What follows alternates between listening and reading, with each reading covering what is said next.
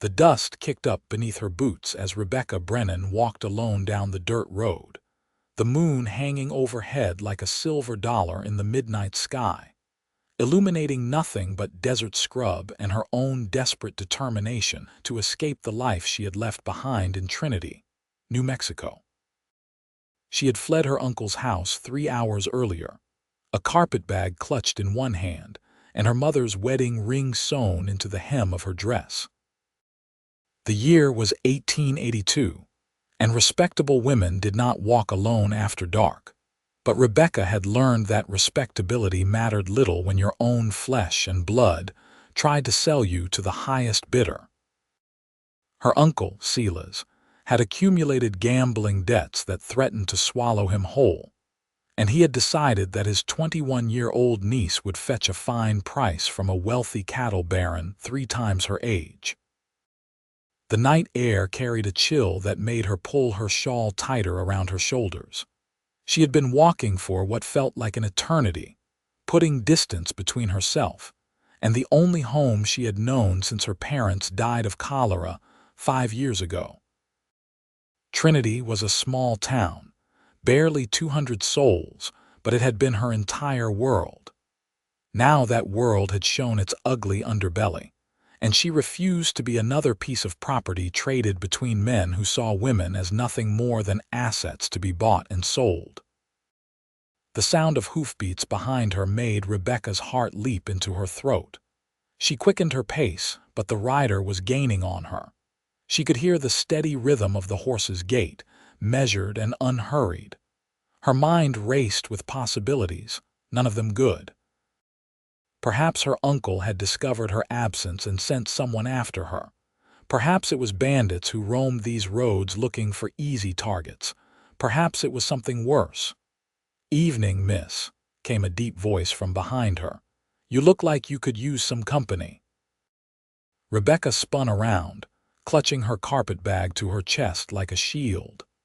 In the moonlight, she could make out the silhouette of a man on horseback. He wore a wide-brimmed hat that shadowed his features, and she could see the glint of spurs on his boots. A cowboy, by the look of him, with a weathered duster coat that had seen better days. "I am quite all right on my own, thank you," Rebecca said, trying to keep her voice steady despite the tremor that threatened to betray her fear. The cowboy brought his horse to a stop beside her, keeping a respectful distance. Now that he was closer, she could see his face in the moonlight. He appeared to be in his mid-20s, with strong features and eyes that seemed kind despite the hardness that life on the frontier brought to everyone. A dark stubble covered his jaw, and there was something about the way he sat in his saddle that spoke of years spent on the trail. "Name is Lucas Everett," he said, touching the brim of his hat in greeting. "And I mean you no harm, miss, but these roads are not safe for a woman traveling alone. Especially not at midnight." "I can take care of myself," Rebecca replied, though even she knew how hollow those words sounded. What could she do against bandits or wild animals? She had nothing but her wits and a small knife tucked into her boot. Lucas leaned forward slightly in his saddle, and she could see concern etched across his features. "I do not doubt that you are capable, miss, but capable does not always mean safe. Where are you headed?" Rebecca hesitated. She had not actually decided on a destination beyond a way. She knew that the nearest town of any size was Santa Fe, but that was at least 2 days' journey on foot. She had some money saved from mending clothes for the women in Trinity, but it would not last long. "I am going to Santa Fe," she said, lifting her chin with more confidence than she felt. "I have family there." It was a lie, and judging by the way Lucas's eyes narrowed slightly, he knew it, but he did not call her out on it. Instead, he shifted in his saddle and looked down the dark road ahead. "Santa Fe is a long walk," he said quietly, "and you are headed in the wrong direction." Rebecca's heart sank. She had been so focused on putting distance between herself and Trinity that she had not paid attention to which direction she was actually going.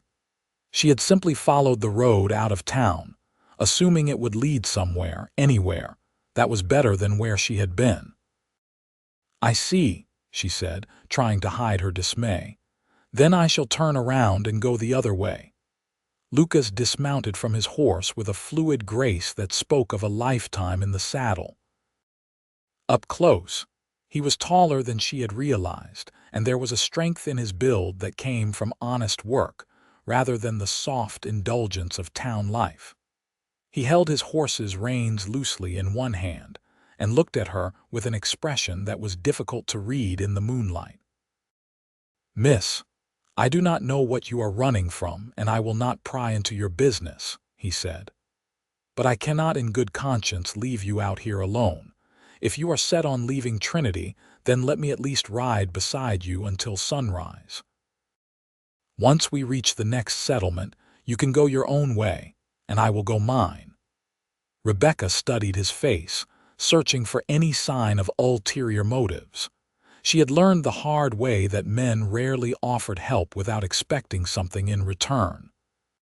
But Lucas's eyes held nothing but genuine concern, and there was an honesty in his bearing that made her want to trust him despite her better judgment.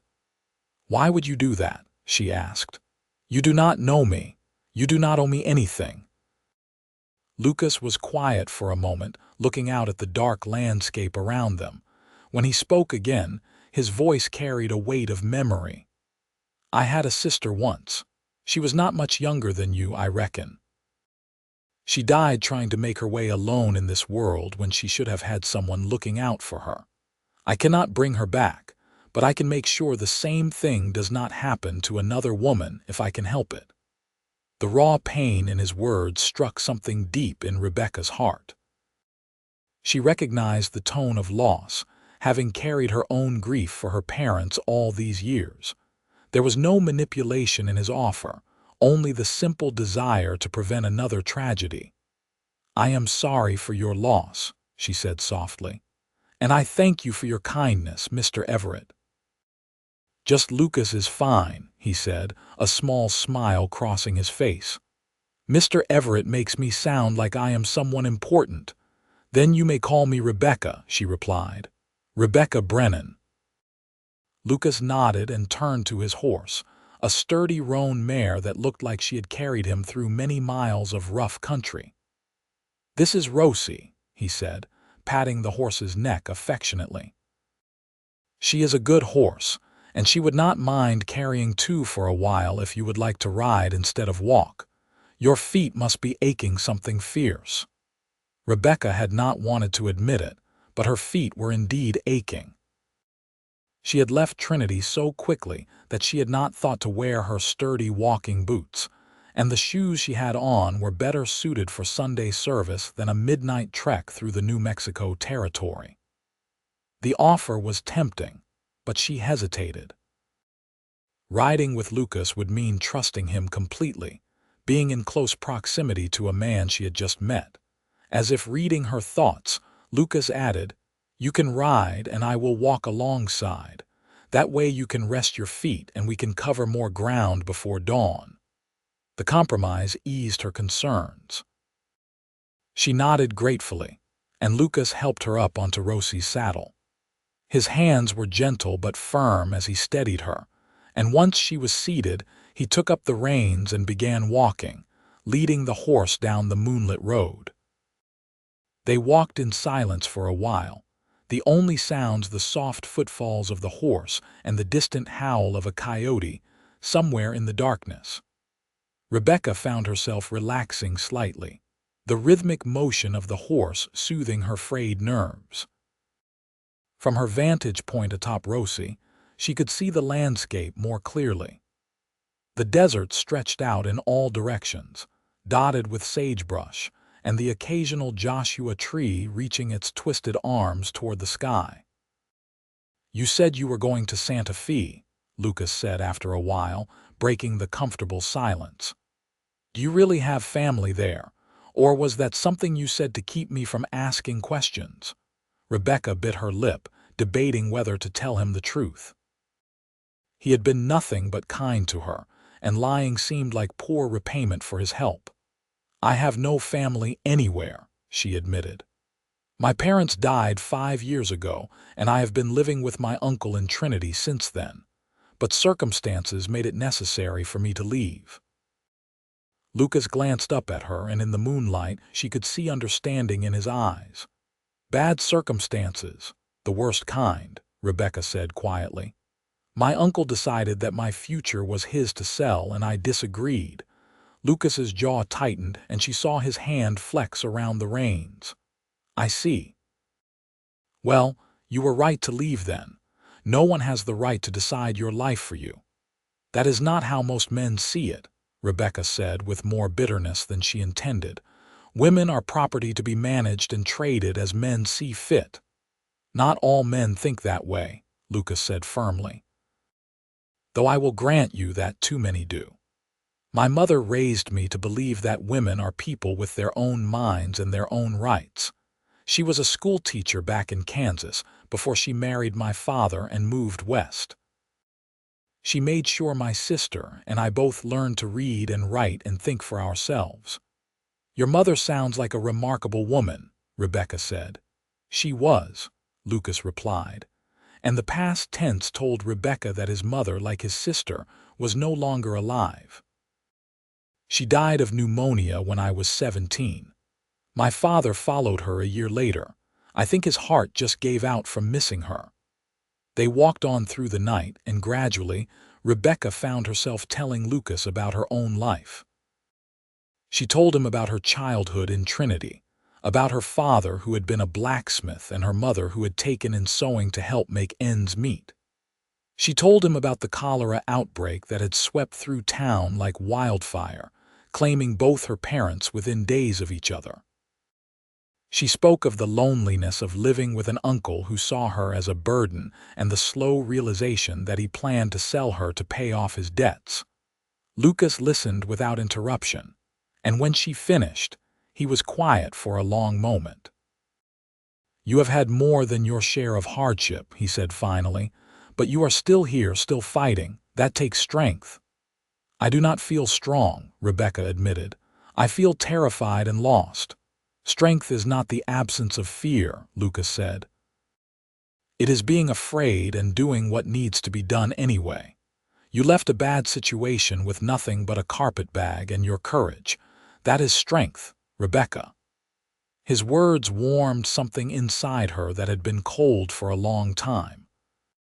She had spent so many years feeling powerless, feeling like she had no control over her own life. To have someone acknowledge her agency, her choice to fight for herself, was a gift she had not expected. As the hours passed, the sky began to lighten almost imperceptibly at the horizon. The stars faded one by one, and the darkness gave way to the deep purple of pre-dawn. Lucas had been walking for hours without complaint, leading Rosie and her passenger through the night with steady determination. We should be coming up on a settlement soon, Lucas said as the first rays of sunlight painted the eastern sky pink and gold. It is not much, just a trading post and a few houses, but they have a decent woman there named Martha who takes in lodgers. She would give you a safe place to rest. Rebecca felt a pang of something she could not quite identify. Gratitude, certainly, but also something else. Disappointment, perhaps, that their time together was coming to an end.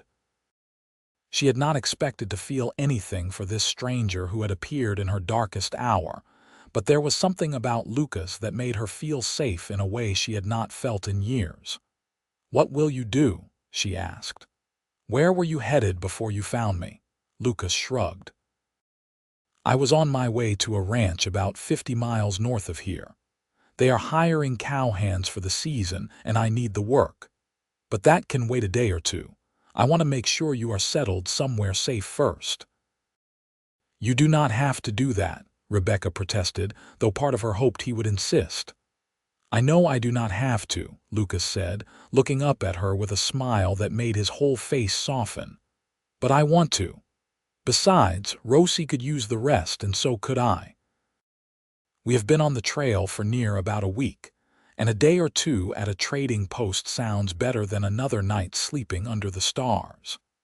The sun was fully above the horizon now, painting the desert in shades of red and gold. The temperature had already begun to climb, promising another hot New Mexico day. In the distance, Rebecca could see a cluster of buildings that must be the settlement Lucas had mentioned. As they drew closer, Rebecca could make out more details. The trading post was a long, low building made of adobe with a wooden porch that wrapped around the front. Several horses were tied to the hitching post, and she could see smoke rising from a chimney. Next to it stood a smaller building that looked like a house, and beyond that, a stable and what appeared to be a small barn. Lucas led them up to the trading post and helped Rebecca down from Rosie. Her legs were stiff from the hours of riding, and she stumbled slightly as her feet hit the ground. Lucas steadied her with a gentle hand on her elbow, and for a moment they stood close enough that she could see the flecks of gold in his brown eyes. "Thank you," she said softly, not just for steadying her but for everything he had done. "You are welcome," Lucas replied, holding her gaze for a moment longer before stepping back. "Let me see about finding Martha." He tied Rosie to the hitching post and strode into the trading post, leaving Rebecca standing in the morning sunlight. She felt exposed somehow, vulnerable without him beside her. It was a strange feeling considering she had only met him a few hours ago, but those hours had been intense in a way that made it feel like she had known him much longer. A few minutes later, Lucas emerged with a broad-shouldered woman who looked to be in her 50s. She had gray hair pulled back in a practical bun and a face that had been weathered by years of sun and wind.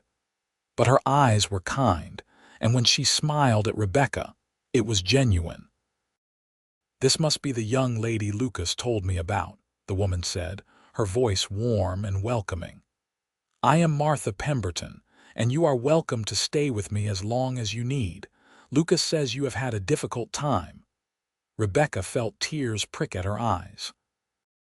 After so many months of feeling unwanted and in the way, Martha's simple offer of hospitality was almost overwhelming. "Thank you, madam. I can pay for my lodging." "We will talk about that later," Martha said, waving a hand dismissively. "Right now, you look like you could use a hot meal and a proper bed. Come with me, dear." Lucas caught Rebecca's eye and gave her an encouraging nod. "I will be around," he said. "I need to see about getting Rosie settled in the stable, and then I will probably be at the trading post if you need anything." Rebecca wanted to say something, to thank him properly for everything he had done, but Martha was already ushering her toward the house, and the moment passed. She glanced back over her shoulder and saw Lucas watching her, his expression thoughtful. Martha's house was small but clean, with a main room that served as both kitchen and sitting area, and 2 bedrooms off to the side. The furniture was simple but well made, and there were curtains on the windows and a rag rug on the floor that gave the place a homey feeling. "You can have the back bedroom," Martha said, leading Rebecca to a small room with a narrow bed, a washstand, and a wooden chest. "It is not much, but the bed is comfortable and you will have your privacy." "It is perfect," Rebecca said, and she meant it. After the cramped room she had shared with her aunt's sewing supplies at her uncle's house, this felt like luxury. Martha left her to freshen up and rest, and Rebecca sank down onto the bed with a sigh of relief. Her body ached from the long night of walking and riding, but her mind was still racing. She kept thinking about Lucas, about the kindness in his eyes and the way he had walked beside her through the night without asking for anything in return. She must have dozed off because when she woke, the sun was high in the sky, and she could hear voices in the main room. She got up and smoothed her dress, wishing she had something cleaner to wear. Her traveling clothes were dusty and wrinkled from the night's journey.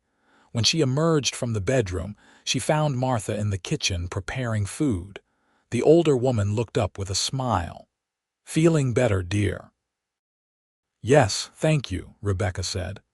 "Is there anything I can do to help? You can set the table," Martha said, gesturing to a stack of plates on a shelf. "Lucas will be joining us for lunch. I hope that is all right with you." Rebecca felt her heart skip at the mention of his name, which was ridiculous. She barely knew him, but she could not deny the flutter of anticipation at the prospect of seeing him again. "Of course," she said, taking down the plates and setting them on the small table in the corner. A few minutes later, there was a knock at the door, and Martha called for Lucas to come in. He had washed the trail dust off his face and hands, and his dark hair was still damp. He carried his hat in his hands and looked almost shy as he stepped into the house. "Afternoon, ladies," he said, his eyes finding Rebecca's across the room. "Sit down, Lucas," Martha said, bringing a pot of stew to the table. "You must be starving after walking all night." They sat down to eat, and Martha kept up a steady stream of conversation about the goings-on at the trading post and in the small community that had sprung up around it. Rebecca learned that Martha had lost her husband to a mining accident 10 years earlier and had been running the lodging house on her own ever since. She seemed to know everyone who passed through and had a kind word for all of them. "So, what are your plans now, Rebecca?" Martha asked as they finished their meal. "Lucas mentioned you were thinking of going to Santa Fe." Rebecca glanced at Lucas, then back at Martha. "I do not really have a plan," she admitted. "I left Trinity in a hurry, and I did not have time to think beyond getting away." Martha nodded thoughtfully. "Well, you are welcome to stay here as long as you need while you figure things out. I could use some help around the place if you are willing to work for your keep. I am not as young as I used to be, and these old bones get tired." "I would be happy to help," Rebecca said quickly. "I can cook and clean and mend clothes. I am a hard worker, I promise." "I do not doubt it," Martha said with a warm smile. "Then it is settled. You will stay here and help me, and in return, you will have a roof over your head and food in your belly." Lucas had been quiet during this exchange, but now he spoke up. "That sounds like a good arrangement, and it will give you time to decide what you really want to do, Rebecca." "What about you?" Rebecca asked, meeting his eyes. "You said you were going to a ranch to look for work." Lucas shifted in his seat, looking slightly uncomfortable. "I was thinking I might stay in the area for a while." Martha mentioned that the stable owner could use some help, and it would be good to rest up before heading north. Martha's eyes sparkled with amusement, and Rebecca suspected the older woman knew exactly why Lucas had suddenly changed his plans. But she said nothing, simply rose from the table and began clearing the dishes. "Well, that is settled then," Martha said. "Lucas, you can stay in the room above the stable. It is not fancy, but it is clean and dry." Over the following days, Rebecca settled into a routine at Martha's boarding house.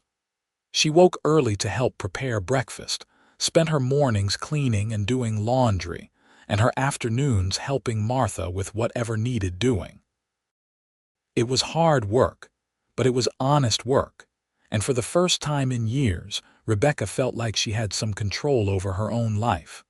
Lucas was a frequent visitor to the boarding house, often stopping by for meals or to help Martha with heavier chores that were too much for the two women. Rebecca found herself looking forward to his visits, enjoying the easy conversation that flowed between them. He told her stories about his life on the trail, about the places he had been and the things he had seen. He spoke of cattle drives that stretched for months, of nights spent under the stars, of the freedom and loneliness of the cowboy life. In turn, Rebecca found herself opening up to him in ways she had never expected. She told him about her dreams of one day having a little shop where she could sell her sewing work, about her love of books and learning, about the person she wanted to become now that she was free to choose her own path. One evening, about a week after Rebecca had arrived at the settlement, Lucas invited her to take a walk. The sun was setting, painting the sky in brilliant shades of orange and purple, and the heat of the day had given way to a pleasant coolness. They walked in comfortable silence for a while, following a path that led away from the buildings and out into the open desert. The landscape was beautiful in the fading light, all long shadows and golden highlights. "I have been thinking," Lucas said after a while, his voice hesitant, "about what you said, about wanting your own shop someday." "Yes," Rebecca prompted when he did not continue. "Santa Fe is a good town for that kind of thing," Lucas said. "It is big enough to have plenty of customers, but not so big that you would get lost in the crowd. And it is growing every year. A woman with skills like yours could do well there." Rebecca considered his words. She had been thinking along similar lines herself. Working for Martha was wonderful, and she was grateful for the opportunity, but she knew it was only temporary. Eventually, she would need to make her own way in the world. "You really think I could do it?" she asked, voicing the doubt that had been nagging at her. "Start my own business, I mean. I have no husband, no family, no one to vouch for me." Lucas stopped walking and turned to face her. The setting sun cast his face in warm light, and his expression was earnest. "I think you can do anything you set your mind to, Rebecca. You have already proven that you are brave and resourceful. Starting a business is hard work, but you are not afraid of hard work." His confidence in her made Rebecca's chest feel tight. "Thank you," she said softly. "That means more to me than you know." They stood there for a moment, looking at each other as the last light of day faded from the sky. Rebecca felt something shift between them, something that had been building since the night they met. It was not just gratitude or friendship, though it was those things too. It was something deeper, something that made her heart race and her breath catch. Lucas seemed to feel it too because he took a small step closer, his eyes searching hers. "Rebecca, I need to tell you something." "What is it?" she asked, her voice barely above a whisper. "When I met you that night on the road, I thought I was just doing the right thing," Lucas said, his words coming slowly as if he was choosing each one carefully. "But these past days, getting to know you, spending time with you, I have realized that I do not want to say goodbye when it comes time for you to move on.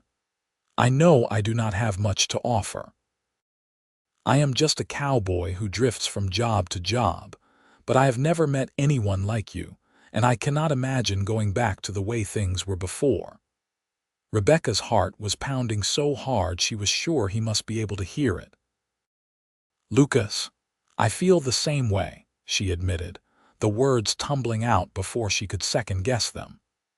"You saved me that night, and not just from the dangers of the road.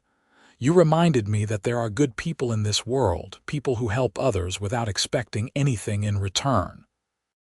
I do not want to say goodbye either." Lucas reached out and gently took her hand in his. His palm was calloused from years of hard work, but his touch was tender. "Then maybe we do not have to. Maybe we could figure this out together, whatever this is." "I would like that," Rebecca said, squeezing his hand. They walked back to the settlement hand in hand, and when they parted ways at Martha's door, Lucas kissed her hand in a gesture that was both old-fashioned and achingly sweet. Over the following weeks, Rebecca and Lucas's relationship deepened. They spent every spare moment together, talking and laughing and learning about each other in all the small ways that matter. Lucas taught her to ride properly, taking her out on Rosie for short trips around the settlement. Rebecca taught him about books and poetry, reading to him in the evenings while Martha smiled knowingly from her rocking chair. Martha herself was delighted by the budding romance. "I knew from the moment I saw the way he looked at you that this would happen," she told Rebecca one afternoon while they were hanging laundry. Lucas is a good man and you are a good woman. You are both lucky to have found each other. Rebecca could not argue with that. She felt lucky every day when she woke up and remembered that Lucas was nearby, that she would see him soon, that they would have another day together. But as happy as she was, Rebecca knew that they could not stay at the settlement forever. She had her dreams of starting a business, and Lucas had his life on the trail. They needed to figure out how to reconcile those two paths. One evening, about a month after they had met, Lucas asked Rebecca to take another walk with him. This time, he led her to a spot overlooking the desert where they could see for miles in every direction. The sun was setting again, as it had been on the evening he first told her his feelings. "I have been offered a job," Lucas said, once they had settled on a flat rock. "The ranch I was heading to when we met, they sent word that the position is still available if I want it." Rebecca felt her stomach drop. "When would you have to leave?" "That is the thing," Lucas said, turning to look at her. "I have been thinking about what I really want, and I realized that the life I have been living, drifting from place to place with no ties and no home, that is not what I want anymore. I want something more. I want a home. I want a future. I want you." Rebecca's breath caught. "Lucas, what are you saying?" Lucas took both her hands in his eyes intense with emotion. "I am saying that I love you, Rebecca. I have loved you since the night I found you walking alone, so brave and determined even though you were terrified. I love your strength and your kindness and the way you see the good in people. I love the way you read poetry and the way you hum while you work and the way you scrunch up your nose when you are concentrating. I love everything about you, and I want to build a life with you." Tears spilled down Rebecca's cheeks, but they were happy tears. "I love you too," she said, her voice thick with emotion. "I did not think I could ever feel this way about anyone, but you have shown me what love really is. It is not ownership or control. It is partnership and respect and choosing each other every day." Lucas pulled her into his arms, and they sat there as the sun set, holding each other as if they could make the moment last forever. "Will you marry me, Rebecca?" Lucas asked, pulling back just enough to look into her eyes. "I know I do not have much to offer right now, but I promise I will work hard to give you the life you deserve. We can go to Santa Fe like you planned. I can find work there and you can start your shop. We will build a life together, whatever that looks like." "Yes," Rebecca said without hesitation. "Yes, I will marry you." They told Martha the next morning, and the older woman cried with joy.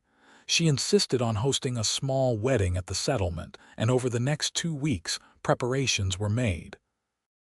Rebecca fashioned a simple but beautiful dress from fabric Martha had stored away, and Lucas borrowed a suit from the trading post owner.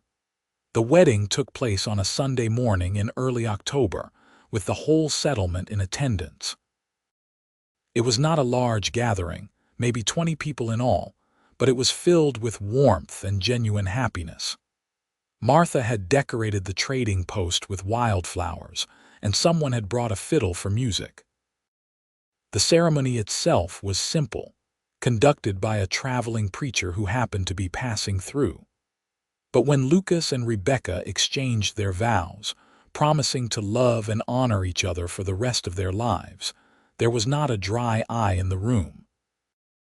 "I promise to stand beside you through whatever life brings," Lucas said, his voice steady and sure. "To respect your dreams and support your goals, to be your partner in all things." "I promise to choose you every day," Rebecca replied, her hands clasped in his. "To build a life with you filled with love and laughter, to face our challenges together and celebrate our victories together." When the preacher pronounced them husband and wife, Lucas kissed Rebecca with a tenderness that made her heart soar. The small crowd erupted in cheers and applause, and Martha dabbed at her eyes with her handkerchief. The celebration that followed was joyful and lively. There was food and music and dancing, and Rebecca felt like her heart might burst with happiness. She danced with Lucas until her feet ached, and even then she did not want to stop. This was her wedding day, the beginning of her new life, and she wanted to savor every moment. As the sun began to set, Lucas and Rebecca said their goodbyes to the people who had welcomed them and witnessed their union. They would be leaving for Santa Fe in the morning, ready to start the next chapter of their lives together. That night, in the small room above the stable that Lucas had been renting, they came together as husband and wife. Their lovemaking was tender and passionate, an expression of everything they felt for each other but could not quite put into words. Afterward, they lay tangled together, whispering hopes and dreams into the darkness. "Are you nervous about Santa Fe?" Lucas asked, his fingers tracing lazy patterns on her arm. "A little," Rebecca admitted, "but I am more excited than nervous. We will be together, and that is all that matters." "We will build a good life there," Lucas promised. "I will make sure of it." The journey to Santa Fe took them 5 days. They traveled at a leisurely pace, camping under the stars at night and enjoying the landscape during the day. Lucas was attentive and loving, always making sure Rebecca was comfortable and safe. They talked for hours about their plans, about the shop Rebecca wanted to open, and the kind of work Lucas might find. Santa Fe was larger than anything Rebecca had ever seen. The town bustled with activity, its streets filled with people from all walks of life. There were merchants and traders, soldiers from the fort, and families trying to make a living in the growing territory. The architecture was a mix of adobe buildings in the Spanish style and newer wooden structures that reflected the influx of American settlers. They found lodging at a boarding house run by a widow named Catherine Hart, a practical woman in her 40s who asked few questions and offered reasonable rates. The room was small but clean, with a window that looked out onto the bustling street below. "It is not much," Lucas said, looking around the sparse room. "It is perfect," Rebecca assured him, squeezing his hand. "It is ours, and that makes it perfect." Over the following weeks, they threw themselves into building their new life. Lucas found work at a large stable on the edge of town, caring for horses and doing repair work. The pay was decent, and the stable owner was a fair man who appreciated Lucas's skill and work ethic. Rebecca began looking for a suitable location for her shop. She walked the streets of Santa Fe, studying the businesses and trying to understand the flow of commerce in the town. She needed something affordable, but in a location where potential customers would see it. After 2 weeks of searching, she found a small space on a side street near the main plaza. It had been a tailor's shop but had sat empty for months. The rent was more than she had hoped to pay, but the location was good, and there was a small room in the back where she could do her work. Lucas used his first month's wages to help her pay the deposit, and Rebecca threw herself into setting up her shop. She cleaned every surface until it gleamed, arranged her sewing supplies, and even painted a sign for the window, "Brennan's Fine Sewing and Alterations." "Should it not say Everett now?" Lucas asked when he saw the sign. Rebecca considered this, then shook her head. "Brennan was my father's name, and I want to honor him. Besides, it sounds more established, do not you think? People might not trust their sewing to someone named Everett." Lucas laughed and pulled her into his arms. "Whatever you think is best. It is your shop." The shop opened in late November, just as the weather was turning cold. Rebecca's first customers were women from the boarding house who needed repairs or alterations. The work was small at first, but Rebecca poured all her skill and attention into every piece. Word began to spread that there was a talented seamstress on the side street near the plaza who did excellent work for fair prices. By Christmas, Rebecca had more work than she could handle alone. Women came to her not just for repairs but for complete dresses, and she found herself working late into the night to keep up with the orders. Lucas worried about her working too hard, but he was also fiercely proud of her success. He would often stop by the shop on his way home from the stable, bringing her dinner and insisting she take a break to eat with him. Their first Christmas together was modest but joyful. They exchanged simple gifts, a new work shirt Rebecca had made for Lucas, and a beautiful leather-bound journal Lucas had saved for weeks to buy for Rebecca. They spent the day at the boarding house with other lodgers who had nowhere else to go, sharing a meal and singing carols. As the months passed, their life in Santa Fe took shape. They moved out of the boarding house and into a small house on the outskirts of town. It was not much, just 2 rooms and a kitchen, but it was theirs. Lucas built furniture for it in his spare time, crafting a sturdy table and chairs, a bookshelf for Rebecca's growing collection of books, and a beautiful bed frame that made their bedroom feel like a real home. Rebecca's business continued to grow. She hired a young woman named Sarah to help with the simpler alterations, which freed Rebecca to focus on the more complex work. She began making wedding dresses, which were particularly in demand, and her reputation as a skilled seamstress spread throughout Santa Fe and beyond. Lucas thrived in his work at the stable.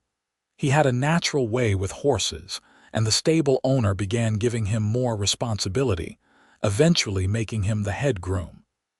The promotion came with better pay, which allowed them to start saving money for the future. On their first wedding anniversary, Lucas surprised Rebecca with a weekend trip to a small ranch outside of town. They spent 2 days riding horses through beautiful countryside, sleeping under the stars and reminiscing about the night they had met. "You remember how scared you were?" Lucas teased as they sat by their campfire on the first night. "I was not scared," Rebecca protested, then relented with a laugh. "Well, maybe a little. You were a stranger on a horse appearing out of the darkness. What was I supposed to think?" "You were brave even then," Lucas said, his expression growing serious. "You did not let fear stop you from doing what you needed to do." "I had no choice," Rebecca said quietly. "It was leave or lose myself completely." "You always have a choice," Lucas countered. "That is what I admire most about you. You could have stayed and accepted what your uncle had planned for you. A lot of women would have, believing they had no other option. But you chose to fight for yourself, for your freedom. That takes real courage." Rebecca leaned her head against his shoulder, feeling the warmth of the fire on her face and the solid comfort of her husband beside her. "I think we both got lucky that night," she said. "You needed someone to save, and I needed someone to believe in me. We found each other at exactly the right moment." "I do not believe in luck," Lucas said, pressing a kiss to the top of her head. "I believe in fate. You were meant to walk down that road alone at midnight, and I was meant to ride beside you until sunrise. Everything that has happened since then, everything we have built together, it all started with that night." Rebecca tilted her face up to kiss him, and the kiss deepened into something more. They made love under the stars that night, their bodies moving together with the ease of familiarity and the passion of deep love. The following year brought new challenges and new joys. Santa Fe was growing rapidly, and with that growth came both opportunity and competition. 2 new seamstresses opened shops in town, but Rebecca's reputation for quality work kept her customers loyal. She raised her prices slightly and began focusing on higher-end work, creating elaborate dresses for wealthy women, and even receiving a commission to make costumes for a traveling theater troupe. Lucas was offered a partnership in the stable, a testament to his hard work and skill. He and the owner, a man named Joseph Garcia, worked well together, and the business flourished under their joint management.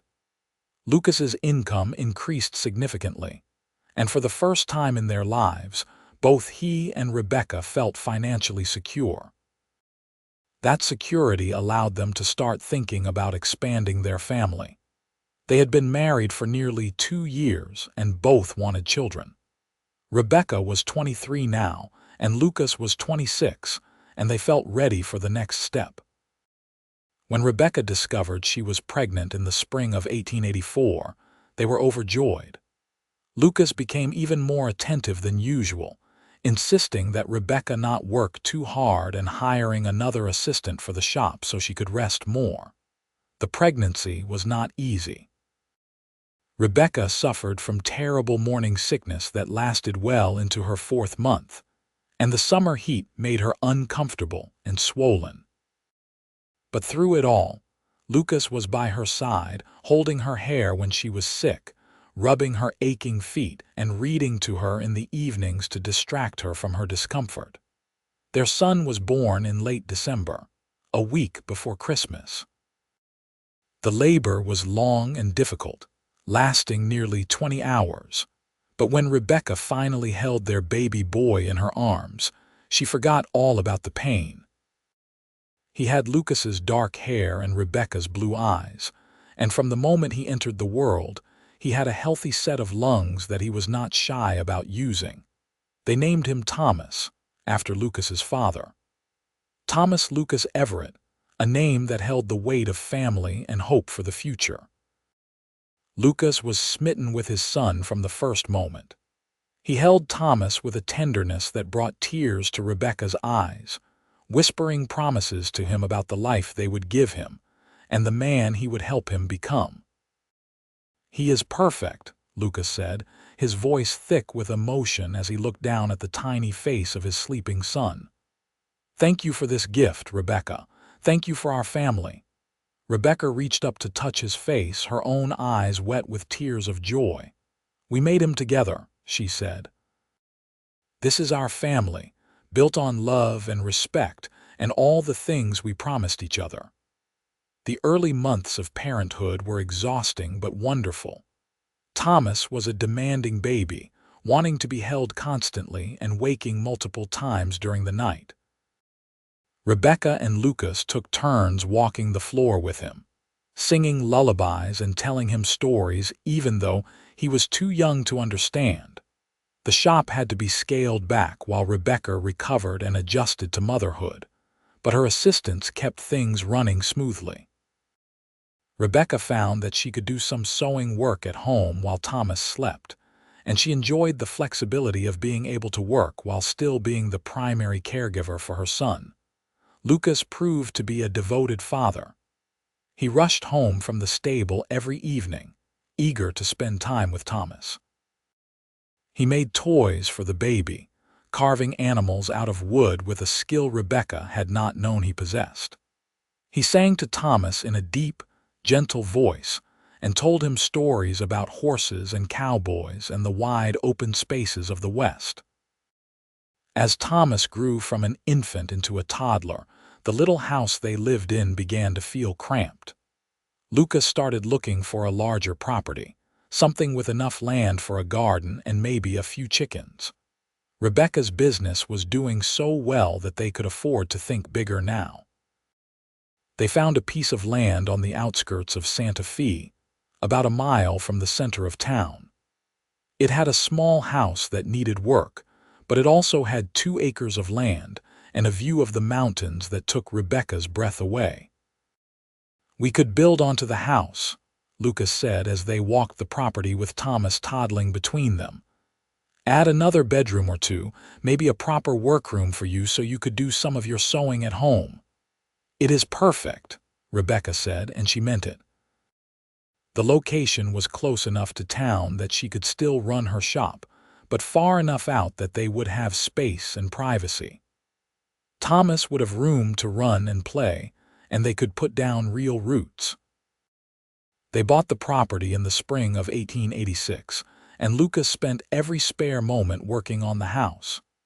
He hired a carpenter to help with the major structural work, but he did much of the finishing himself, determined to make it perfect for his family. By summer, they were ready to move in. The house now had 3 bedrooms, a proper kitchen, a parlor, and a workroom for Rebecca. Lucas had built a porch that wrapped around 2 sides of the house, perfect for sitting in the evenings and watching the sunset. Rebecca's shop in town remained successful, but she began working from home more often, especially as Thomas got older and needed more supervision. She found that she enjoyed the balance of working on her sewing while being available for her son. Life settled into a comfortable rhythm. Lucas continued his partnership in the stable, which now employed several people and had a reputation as the best stable in Santa Fe. Rebecca's sewing business thrived, and she was able to be selective about which commissions she took. Thomas grew into a bright, energetic boy who loved horses as much as his father and books as much as his mother. When Thomas was 3, Rebecca discovered she was pregnant again. This pregnancy was easier than the first, and their daughter was born in the spring of 1888 without the long, difficult labor Rebecca had experienced with Thomas. They named her Sarah Grace, after Lucas's mother Sarah and Rebecca's mother Grace. Sarah was a different baby than Thomas had been. Where he had been demanding and fussy, she was calm and content. She slept well and smiled often, and Thomas was immediately smitten with his little sister, wanting to help care for her and constantly checking to make sure she was all right. The years that followed were among the happiest of Rebecca's life. She and Lucas had built something real and lasting, a family and a home that was theirs. They had faced challenges and overcome them together. They had learned to navigate the inevitable disagreements and tensions that come with marriage, always talking through their problems and never going to bed angry. Lucas remained as devoted to Rebecca as he had been the night they met. He still kissed her goodbye every morning before leaving for work and greeted her with a kiss every evening when he returned. He still listened to her read poetry on quiet evenings and still made her laugh with his dry humor and gentle teasing. Rebecca marveled sometimes at how different her life was from what it might have been. If she had not fled Trinity that night, if Lucas had not come riding down that road, if she had not had the courage to trust him, none of this would exist. She would not have her shop or her home or her beautiful children. She would not have Lucas, the man who had seen her at her most vulnerable and chosen to stand beside her. On their 10th wedding anniversary, Lucas surprised Rebecca with a trip back to the settlement where Martha still lived. The older woman had aged, but was still spry and sharp as ever. She cried when she saw Rebecca and Lucas, and she doted on Thomas and Sarah as if they were her own grandchildren. "Look at what you two have built," Martha said, shaking her head in wonder as they all sat on her porch watching the children play. "I knew that first morning when I saw you that you would make it work, but this exceeds even my expectations. You have a real family, a real life." "We owe you so much," Rebecca said, reaching over to squeeze Martha's hand. "You gave me a safe place when I needed it most. You gave us time to figure out what we wanted." "I gave you a room and some meals," Martha said with a dismissive wave. "You two did the rest." Love is what built all this. Love and hard work and choosing each other every single day. They stayed at the settlement for 3 days, and Lucas showed the children where he had first worked at the stable and where he and Rebecca had gone on their walks. He told them the story of how he had met their mother, walking alone at midnight with nothing but courage and determination. "Your mother was the bravest person I had ever met," Lucas told Thomas and Sarah as they sat around Martha's table. "She had lost everything, but she refused to give up.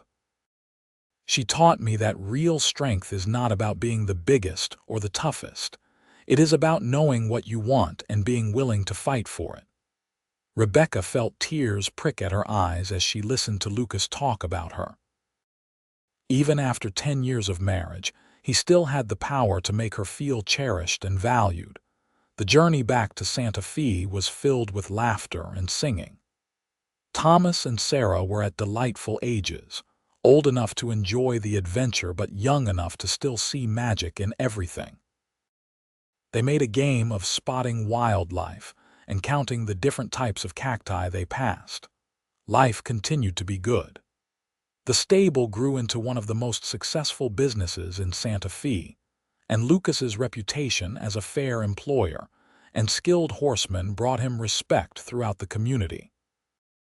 Rebecca's sewing shop became known beyond Santa Fe, and she received commissions from as far away as Albuquerque and Denver.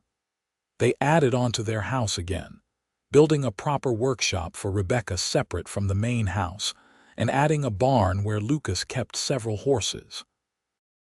Thomas, now 8, was learning to ride, and Lucas spent hours teaching him the skills he had learned over his years as a cowboy. Sarah, at 5, showed an interest in her mother's work, sitting beside Rebecca and watching as she sewed, asking questions about how things were made. Rebecca began teaching her simple stitches, and Sarah took to it naturally, her small hands surprisingly deft with needle and thread. In 1893, Rebecca discovered she was pregnant for the 3rd time. She was 32 now, and this pregnancy felt different from the others. She was tired more easily and felt the weight of the baby more acutely. Lucas worried about her, but Rebecca assured him that everything was fine. Their second son was born in early winter, a difficult birth that left Rebecca weak and exhausted. They named him William, after Rebecca's father. He was a big baby, healthy and strong, with his mother's blue eyes and his father's dark hair.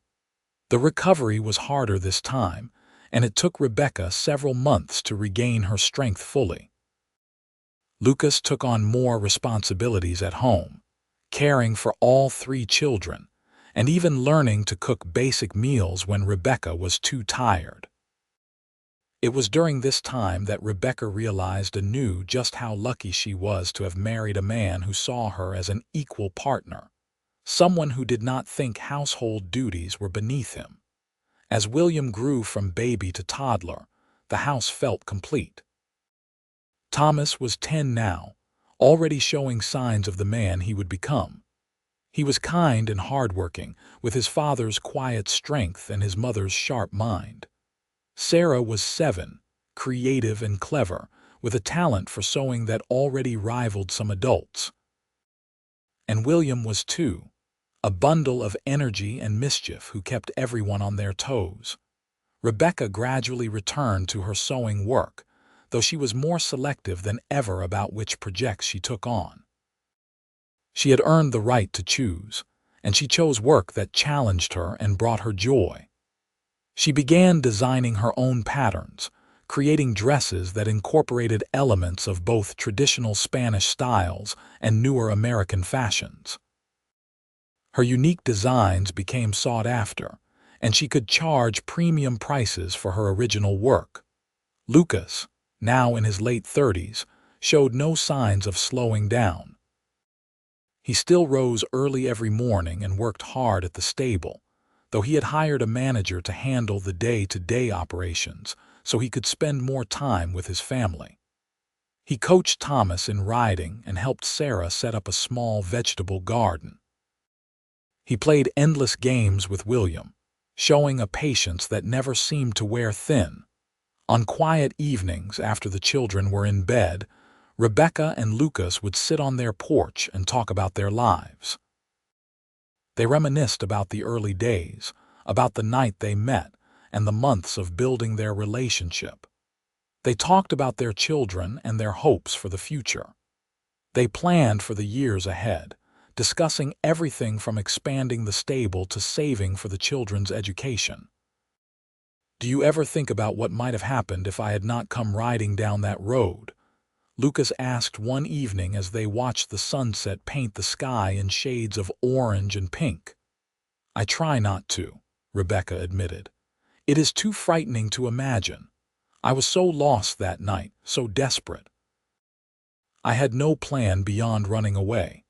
Lucas reached over and took her hand, his thumb tracing familiar patterns on her palm. I think you would have found a way. You are too strong to let circumstances defeat you. Maybe, Rebecca said, but I am glad I did not have to find out. I am glad you were there. I am glad you chose to help me. I am glad you let me, Lucas replied. That you trusted me enough to accept my help even though you had every reason to be suspicious of a stranger. They sat in comfortable silence, hands clasped, watching as the last light faded from the sky and the stars began to appear. This was what they had built together, this peace, this security, this deep and abiding love that had only grown stronger with time. The years continued to pass, marked by birthdays and holidays, by small triumphs and minor setbacks, by the ordinary moments that make up a life. Thomas grew into a young man, tall and capable like his father. At 16, he was already working part-time at the stable, learning the business from the ground up. He had a steady hand with horses and a good head for numbers, qualities that Lucas knew would serve him well. Sarah, at 13, had become an accomplished seamstress in her own right. She worked alongside her mother, and Rebecca knew that one day the shop would be as much Sarah's as it was hers. Sarah had ideas for expanding the business, for taking on more complex projects and maybe even hiring additional seamstresses to handle the increased work. William, at 8, was still trying to figure out where he fit. He loved horses but did not have Thomas's natural affinity for them. He enjoyed helping his mother and sister, but did not have the patience for detailed sewing work. Lucas and Rebecca were careful not to push him, believing that he would find his own path in time. Rebecca was 40 now, and Lucas was 43. They had been married for 18 years, and those years had been kinder to them than either could have dreamed. Their hair was starting to show threads of gray, and there were lines around their eyes and mouths, but they wore these signs of aging with pride. They were the marks of a life well lived, of years spent working hard and loving deeply. The stable had become one of the most successful businesses in Santa Fe, and Lucas had taken on a young partner to help manage it, knowing that eventually he would want to step back and let the next generation take over. Rebecca's shop was legendary, and women traveled from all over the territory to commission pieces from her. She had trained several apprentices over the years, and some had gone on to open their own shops in other towns, spreading her techniques and her reputation. They had built a good life, filled with love and laughter and the satisfaction of work well done. They had raised 3 children who were growing into fine young adults. They had a home that was truly theirs, a place of warmth and welcome. On a crisp autumn evening in 1899, as Rebecca and Lucas sat on their porch watching the sunset, Rebecca thought back to that night so many years ago when she had walked alone at midnight, terrified and determined in equal measure. She thought about the moment she had heard hoofbeats behind her and turned to see a cowboy silhouetted against the moon. "What are you thinking about?" Lucas asked, noticing the faraway look in her eyes. "The night we met," Rebecca said, "about how different everything could have been." Lucas smiled and pulled her closer. "But it was not different. It was exactly as it was meant to be. You were meant to walk down that road, and I was meant to ride beside you. Everything that came after was just us choosing each other, day after day." "I would choose you again," Rebecca said, looking up at him. 1,000 times over I would choose you." "And I would choose you," Lucas replied, kissing her softly. "From that first moment until my last breath, I will always choose you." They watched the sun sink below the horizon, painting the sky in brilliant colors that faded slowly to purple and then to the deep blue of twilight. The first stars appeared, the same stars that had shone on them that first night nearly 2 decades ago. Thomas came out onto the porch, followed by Sarah and William. At 16, 14, and 10, they were old enough to appreciate the beauty of the moment but still young enough to want to be near their parents. "It is beautiful tonight," Sarah said, settling onto the porch steps. "It is," Rebecca agreed, looking not at the sunset but at her family gathered around her. This was beauty, this collection of people she loved, this evidence of everything she and Lucas had built together. Thomas started talking about a horse that had come into the stable that day, and William chimed in with a story about something that had happened at school. Sarah mentioned a new dress pattern she wanted to try. Lucas listened to all of them, asking questions and offering advice, while Rebecca watched with a full heart. This was what that midnight walk had led to.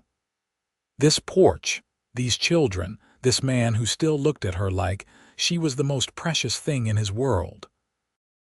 All of it had started with a moment of bravery, a choice to run toward an unknown future rather than accept an unacceptable fate. And Lucas, who had been riding alone through the night on his way to somewhere that no longer mattered, had made his own choice to stop and help a woman in need. He could have ridden past. Many men would have. But he had stopped, and in stopping, he had found his own future. As the evening grew darker and cooler, they moved inside to the warmth of their home. Rebecca made hot chocolate while Lucas built up the fire. The children settled in the parlor with books and games, their voices a comfortable background noise. Later, after the children had gone to bed, Rebecca and Lucas stood in their bedroom, a room they had shared for 18 years. Lucas helped Rebecca unpin her hair, his fingers gentle as they had always been.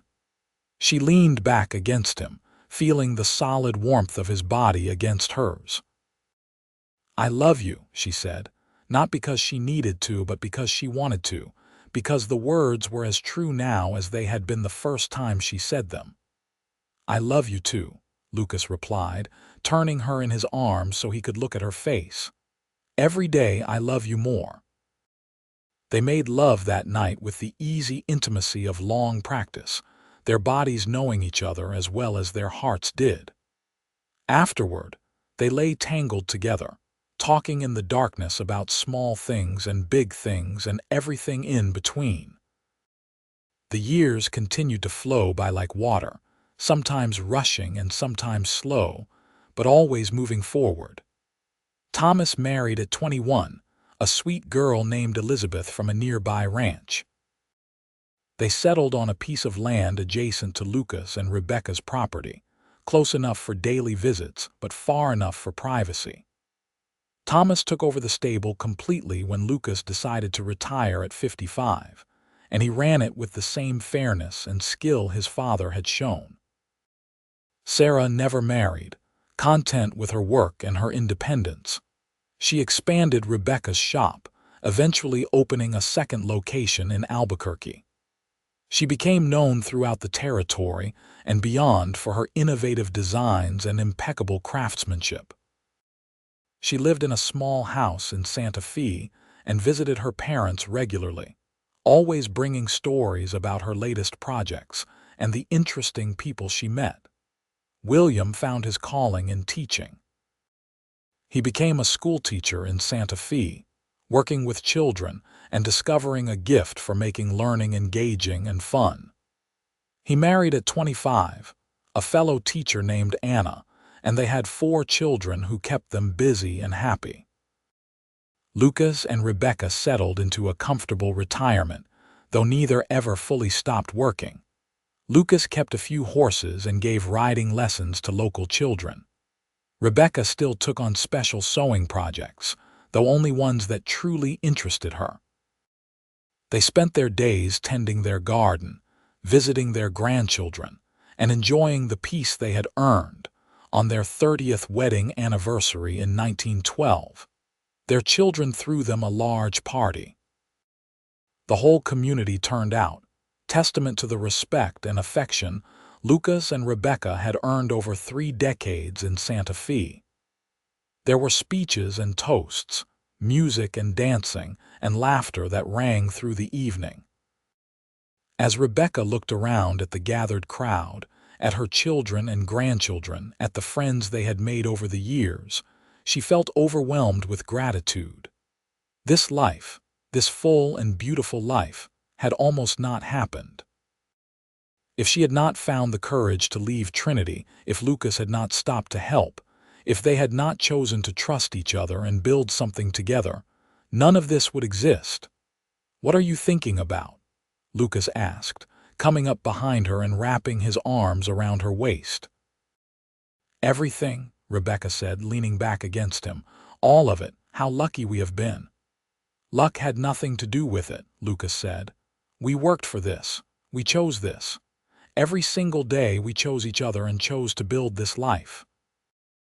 "Then I am grateful for every choice we made," Rebecca said, turning in his arms to face him. At 51, he was still handsome to her, his hair silver now but his eyes still warm and kind. Every single one. They danced together that night, moving across the floor with the ease of 30 years of partnership. Their children danced nearby, their grandchildren ran and played, and the music filled the air with joy. As the party wound down and guests began to leave, Rebecca and Lucas stood on their porch, watching the stars emerge in the darkening sky. It was a clear night, and the stars were brilliant, just as they had been on that night so long ago when they met. "You remember what I promised you?" Lucas asked, holding her close. "You promised me many things," Rebecca replied. "I promised to ride beside you until sunrise," Lucas said, "and I meant it. Not just that one night, but every night, every day, for as long as I live." "And you have kept that promise," Rebecca said, her voice thick with emotion. "You have been beside me through everything, the good and the bad, the easy and the difficult. You have never failed me." "Nor will I ever," Lucas said. "Not until my last breath, and maybe not even then." They stood together under the stars. Two people who had found each other in the darkness and chosen to walk toward the light together. They had built a life of meaning and purpose, raised children who would carry their values forward, created a legacy of love and hard work, and choosing kindness whenever possible. The years that followed were peaceful. Lucas and Rebecca grew old together, their bodies slowing but their minds and hearts as sharp as ever. They spent their days in simple pleasures, tending their garden, reading together, playing with their grandchildren, and sitting on their porch in the evenings talking about everything and nothing. When Lucas was 68 and Rebecca was 65, he fell ill. It started as a cough that would not go away and progressed to a weakness that no amount of rest could cure. The doctor said his lungs were damaged, probably from years of breathing in stable dust and the harsh climate of the high desert. Rebecca nursed him through it with the same devotion he had always shown her. She sat by his bedside, reading to him and holding his hand. Their children came often, bringing the grandchildren to cheer him up. Lucas faced his illness with characteristic quiet strength, never complaining, always grateful for another day. On a spring evening in 1919, as the sun was setting and painting the sky in brilliant colors, Lucas asked Rebecca to sit with him on the porch. He was weak, barely able to walk, but he insisted. With Rebecca's help and Thomas's strong arm to lean on, he made it to his favorite chair. "I wanted to see one more sunset with you," Lucas said, his voice raspy but firm. "From the porch we built, looking at the land we made our own." Rebecca sat beside him, holding his hand as she had done countless times over their 37 years of marriage. The children gathered around, along with several of the grandchildren, all of them understanding that this was important, that this was a moment to be witnessed and remembered. They watched the sun sink slowly toward the horizon, the sky turning orange and pink and purple. Lucas's breathing was labored, but his eyes were clear as he looked at the view he had loved for so many years. "It has been a good life," Lucas said, looking at Rebecca. "Better than I ever dreamed possible. Thank you for choosing me, Rebecca. Thank you for trusting me that night, for building this life with me, for giving me a family and a home and a reason to be better than I was." Tears streamed down Rebecca's face, but her voice was steady. "Thank you for stopping," she said. "Thank you for seeing me when I was lost and helping me find my way. Thank you for riding beside me, not just until sunrise, but for all these years." Lucas smiled, that gentle smile that had always made her heart flutter. "I will be beside you still," he said. "Maybe not where you can see me, but I will be there. In the sunrise and the sunset, in the wind through the trees, in the laughter of our grandchildren. I will be there." The sun touched the horizon and Lucas's eyes closed. His breathing slowed and then stopped. He was gone, slipping away as peacefully as the day slipping into night, surrounded by the family he loved and the woman who had been his whole world. Rebecca held his hand long after the sunset faded, tears flowing freely now. Her children held her, shared her grief, mourned with her. But even through the pain, she knew that Lucas had been right. It had been a good life, a beautiful life. They had been given 37 years together, and not one of those years had been wasted. The funeral was well attended, as Lucas had touched many lives during his time in Santa Fe. People spoke of his fairness, his kindness, his skill with horses, and his devotion to his family. But Rebecca knew that no words could truly capture who he had been, the man who had stopped to help a desperate woman on a midnight road and had changed both their lives forever. In the months that followed, Rebecca grieved but did not break. She had Lucas's strength in her bones now, his voice in her head reminding her to keep going. She had their children and grandchildren who needed her, who still looked to her for wisdom and guidance. She had a life to live, and she would live it as fully as she could, honoring the man who had made it possible. She continued to sew, finding comfort in the familiar rhythm of needle and thread. She spent time with her grandchildren, telling them stories about their grandfather and the adventures they had shared. She tended the garden and kept the house, maintaining the home they had built together. On clear evenings, she would sit on the porch and watch the sunset, feeling Lucas's presence in the beauty of the fading light. She would talk to him sometimes, telling him about her day, about the children, about everything he was missing. And in the quiet of those moments, she felt him there beside her still, keeping his promise to ride beside her always. Rebecca lived for another 15 years after Lucas's death, remaining sharp and active until the very end. She saw great-grandchildren born, celebrated more anniversaries and birthdays than she could count, and continued to be the heart of her family. She passed away peacefully in her sleep at the age of 80, surrounded by pictures of her family and the life she had built. They buried her beside Lucas on a hill overlooking their property, where they could see the mountains in the distance and the vast New Mexico sky above. Their children and grandchildren gathered to say goodbye, telling stories about the remarkable couple who had built a legacy of love and hard work, and choosing each other every single day. The story of how they met became family legend, passed down through generations. The tale of a woman walking alone at midnight and the cowboy who rode beside her until sunrise, and then chose to stay beside her for the rest of their lives. It was a story about bravery and kindness, about trust and love, about two people who found each other in the darkness and built a life in the light. Their great-great-grandchildren would eventually inherit the land, the house, the stories. They would sit on that same porch and watch the same sunsets, never knowing the two people who had first done so, but carrying their legacy forward nonetheless. The stable would change hands and eventually close, replaced by newer businesses. The sewing shop would become a cafe, then an antique store, then something else. But the story remained, told and retold, embellished and remembered. A woman walking alone at midnight, terrified but determined. A cowboy who stopped to help without expecting anything in return. A love that grew from that chance meeting into something that lasted a lifetime and beyond. A promise made and kept, to ride beside each other until sunrise and every moment after, forever choosing love over fear, partnership over possession, together over alone.